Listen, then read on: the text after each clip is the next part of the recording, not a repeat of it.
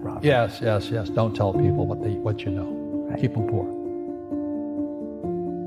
So my father was the head of education, PhD, all that stuff. I go home and ask him, said, why don't we learn about money in school? And he looked at me and says, because the government doesn't let us teach that subject. The government tells us what we can teach and what we can't teach. And I thought that was strange. And I said, but aren't we going to school to learn about money? He says, no, your job is to get a job. I said, but you get a job to earn money.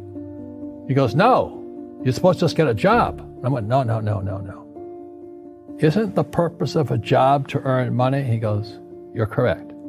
I said, so why don't I just learn about money?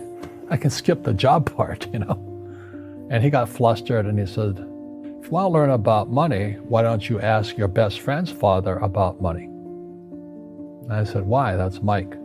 So why ask him? He says, because Mike's father is an entrepreneur. And I said, what are you? He says, I'm an employee. I'm a government employee. I went, oh, what's the difference? He says, the difference is an entrepreneur must know about money, or they're no longer entrepreneurs. And he says an employee doesn't have to know anything about money, because the government will take care of them, the company will take care of them. So I'm all confused. But I took my dad's advice and I trundled over to Mike's father's office and knocked on his door and I said, hey, I'm here, 9 years old. Teach me about money. He says, beat it, kid, But that's where the story of Rich Dad, Poor Dad started. And finally, through persistence, my rich dad started teaching me about money on one condition. And that condition was he would never pay me. He says, the moment I pay you, you think like an employee. He says, that's the trap. Entrepreneurs work for free. And now I'm 9 years old, my head's cracking in half.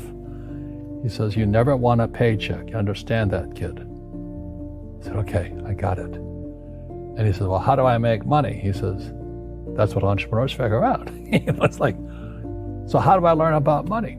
So he would just break out a Monopoly game board. So I would work for free. I'd pick up cigarette butts and he had hotels and restaurants and I would clean and do menial tasks. And as I got older, I started getting into office work and marketing and accounting. And I was an apprentice basically, but I always worked for free. And he would teach me about money. But the way he taught me about money was playing Monopoly. And finally one day I got upset. I said, well, when are you going to teach me about money? He says, what do you think we're doing? We're playing Monopoly. He goes, no. What do you think we're doing? We're playing Monopoly. He says, what do you think we're doing? So I don't know. I'm teaching you about money. And then that's when, you have one greenhouse. He says, there's many formulas for great success in money. There's thousands of them. But one of the best ones is found on the game of Monopoly. It still is today. 4 greenhouses, 1 red hotel. I said, what? He says, one of the greatest ways to acquire great wealth is playing Monopoly in real life. 4 greenhouses, 1 red hotel. Well, is that all there is? He goes, that's it. And he says, what do you think I'm doing? And I went, I don't know. So then he took me out and he showed me his greenhouses. And 10 years later, when I was 19, I was now in school in New York, and I come back to Hawaii, and Rich Dad had bought the biggest piece of land smack dab in the middle of Waikiki Beach. And when you go to Waikiki Beach today, you'll see the Hyatt Regency Hotel. That was his hotel. Just like the game of Monopoly. Just like the game of Monopoly. Acquired assets and they became bigger assets. He just kept what's called an assemblage, because that property wasn't that big at that time. So he had to buy out all the small guys. Because Waikiki was a little dirtwater little town. So he'd buy out this shop owner and buy that shop owner. And it took him a while, but he finally assembled this large piece of property. And then he and Hyatt put up this giant hotel. And it just sold for $800 million. So that's how I learned about money.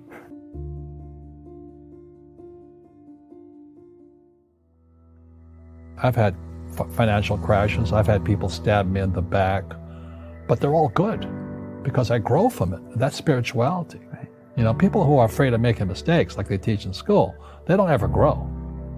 Because spirituality is there's good and there's bad, there's right and there's wrong, there's up and there's down. Most people only want to be right, they only want to be positive. Well, you can't have that. That's not reality. Well, I wasn't poor by most people's standards, but I came from a family with a poor attitude, if you know what I mean. Because rich, poor, middle class, poverty starts with a fundamental attitude. Poverty is passed on. It's taught in your families. And middle class is taught in families.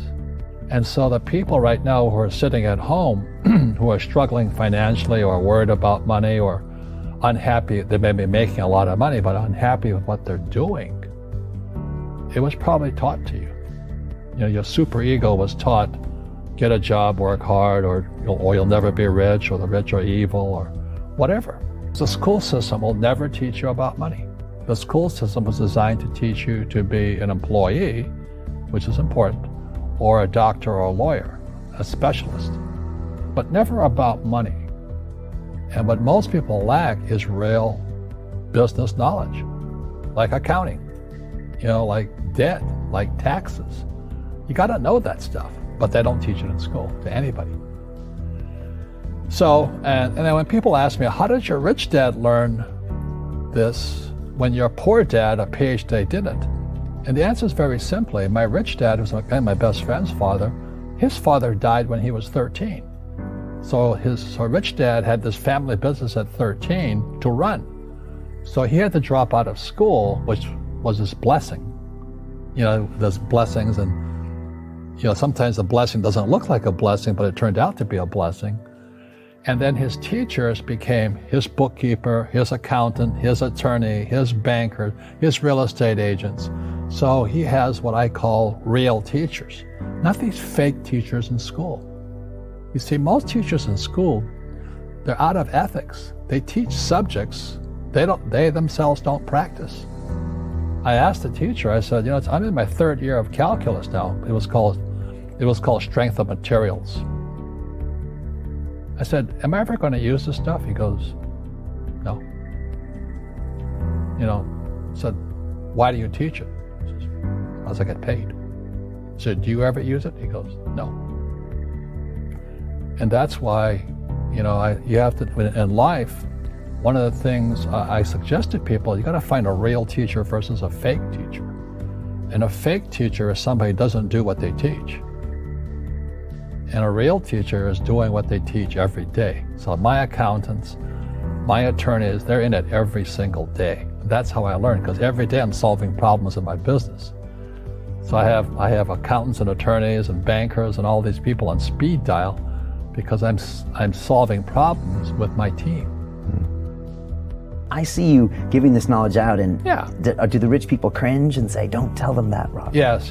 Don't tell people what you know. Right. Keep them poor. But, unfortunately, the poor, as was in the Bible, I'm not real religious, the poor will always be amongst us because it starts up here. Right, it's that fear mentality. It's in their words, and the words become flesh. Again, I'm not really religious. I flunked out of Sunday school also. But when they say I can't afford it or I can't do that, they go down. They become what they say. My PhD daddy says, what do you think I am, made of money? I can't afford that. And my rich dad would say, that's why he's poor. Poor people say, I can't afford it, I can't do that, I don't have time. Because this is an escape. It's an escape, you know what I mean? It's easy to say, I can't afford it. And your rich dad used to say what instead of, I can't afford it? How can I afford it? How can I do that? What would it take, or why should I do that?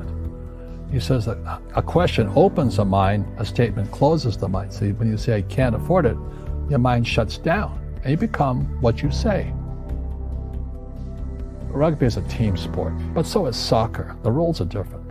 And other people are golfers. They play by themselves. And so everybody's different. So my game financially is business, number one. Second is real estate. So what I say to young people is, you find your game.